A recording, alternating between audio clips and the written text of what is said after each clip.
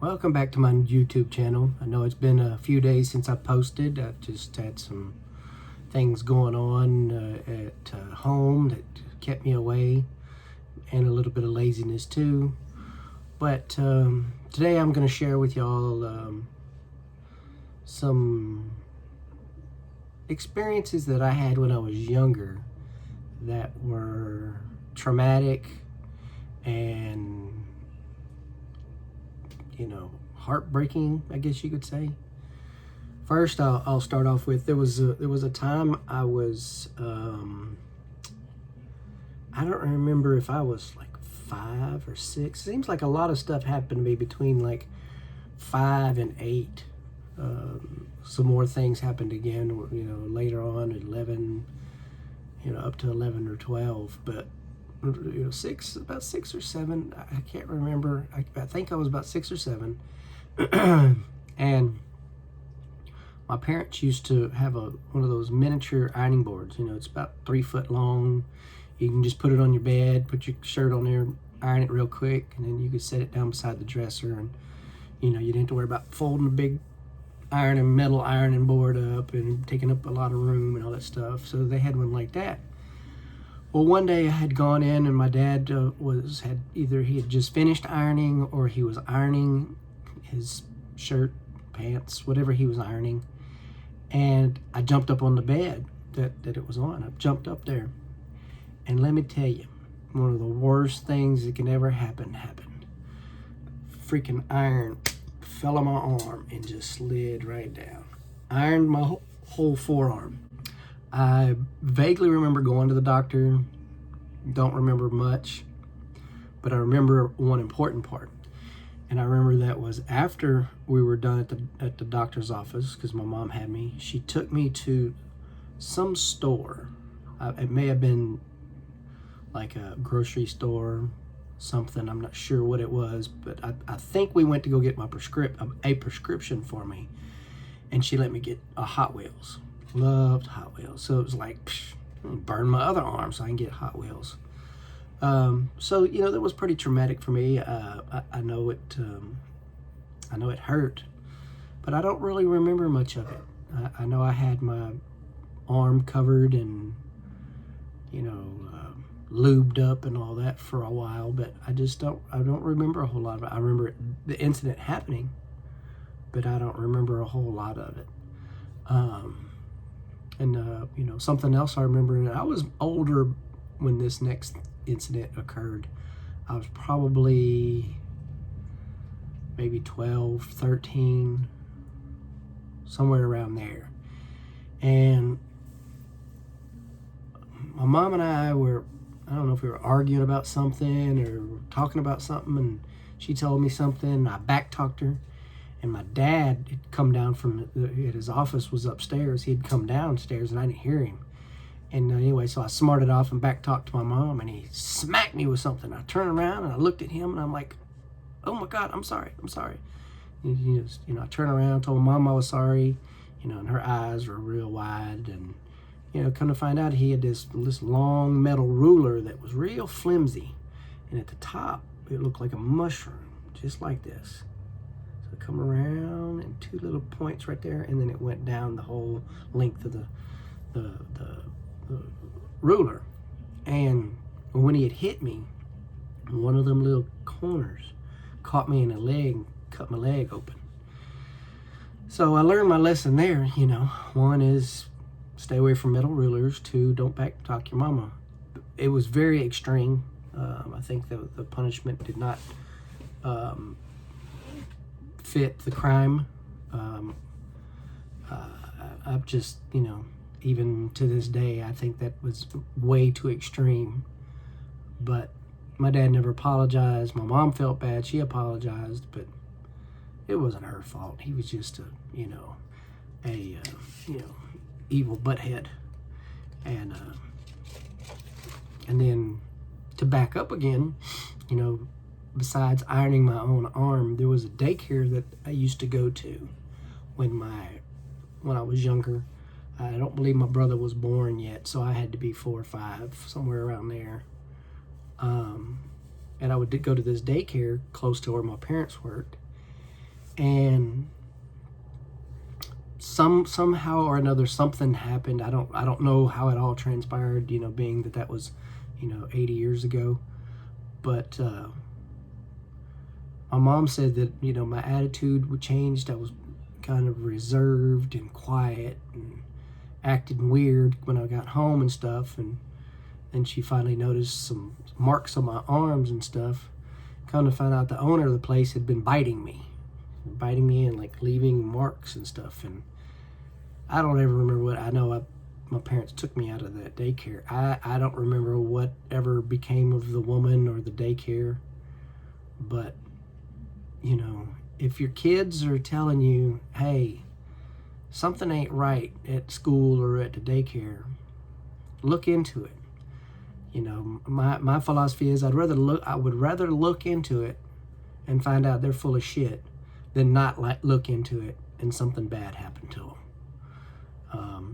A bite, a burn, a hitting, belittling, just whatever, shaming them in one form or fashion or whatever. So, just take it with a grain of salt, but, don't always, immediately, brush off whatever your child has said to you, because you just never know, especially nowadays, all the crazy stuff that's going on and you hear in the news and things like that. So, give them the benefit of the doubt. They may tell you 14, 15 different stories and stuff, but something deep down inside of you will tell you whether they're full of shit or not. But it never hurts just to call and ask, hey, look, my child said that, they witnessed this or this was going on or whatever.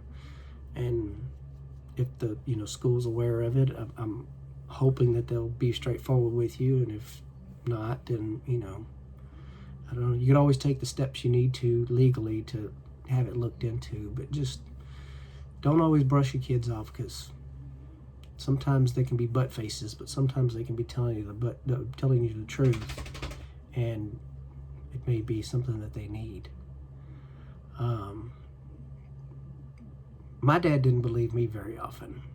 I did lie a lot, and it was more out of fear of him than the realization that I have now is that, had I told the truth, would the punishment been as bad?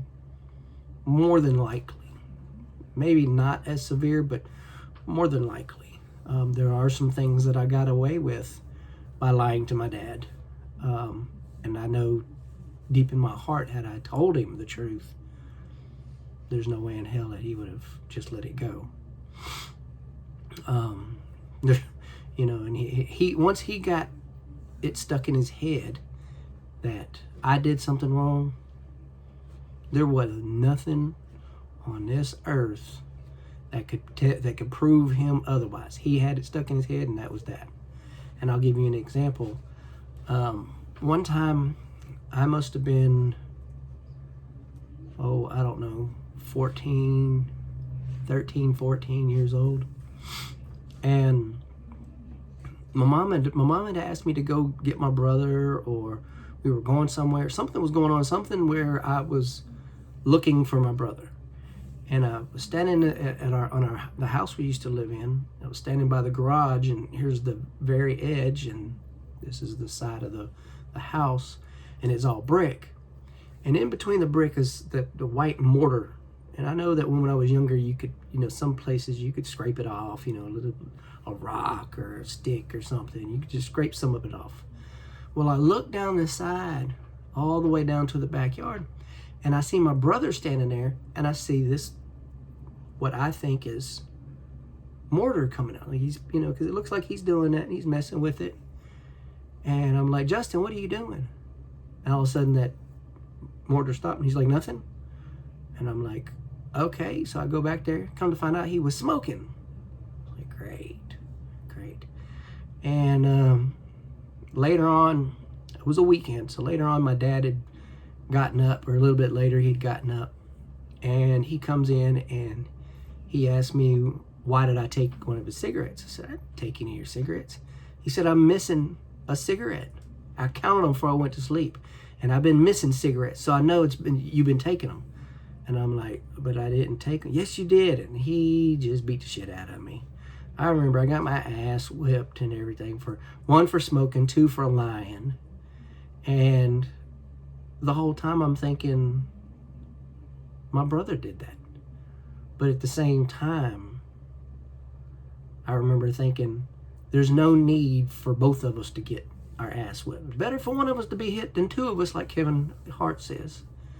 But that was my thought. You know, I'm not gonna submit my brother to this.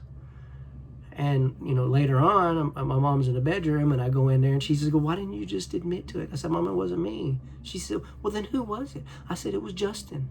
And she just got wide-eyed, and she just started crying. She's like, "I'm so sorry." And I said, "Look, it's over with. I would rather it just happen to me than to happen to Justin also. You know, we both don't need to be, you know, disciplined when it's already done." And then and in my opinion, I believe that had I, after the fact, said, "You know what? You just did all this shit, and it wasn't me. It was Justin that did this," I really believe that I would have gotten more whippings, spankings, whatever you want to call them. I would have gotten more for blaming my brother and or for not being honest with him to begin with. You know, he was just that type of person. So it was like a no-win situation. I snitch out my brother. I get whipped for not telling him. You know, I get more whippings for not, you know, being straightforward about it. And then he gets whippings for, you know, smoking a cigarette. And it was just, he would really my father. He would just really go overboard. So there was no need to, you know, it's funny, but it's true. Look, it's better for one of us to be hit than both of us to be hit. And, you know, that was the case then. And, you know, life went on. You know, my parents ended up getting divorced there shortly after that. Not because of that, for other reasons. And, you know, by that time, I think I was, I don't know the term. I always say broken. You know, I was already a mess by that time. You know, drinking, drugs, didn't really have a care in the world. You know, it spiraled out of control. And, you know, I got, you know, arrested for, you know, having a handgun when I was 17. And, you know, there's just a bunch of stupid stuff that I did. And I will blame it on my father and my upbringing, because he introduced a lot of the anger and hostility into me and into my life. But at the same time, once I got to be about 15 or 16 years old, maybe 12 or 13 years old, I knew the difference between right and wrong. And that's one thing I'm grateful for, is all 3 of my boys, they know the difference between right and wrong. So when they make a mistake, they know it was wrong. My youngest one, he knows what right from wrong, and so he really thinks before he does anything, because he don't want to do the wrong. He lives vicariously through me and my stories and what I've done growing up. But yeah, I mean, you know, at some point I knew that the decisions I was making were my own decisions, and I didn't care. I mean, it really just boils down to, I just didn't care. You know, I hurt friends, not necessarily physically, but, you know, I hurt friends, and I regret that. At some point in time, I hope I see them and have the opportunity to apologize to them. And the ones that I feel like I've wronged, they never did anything to me.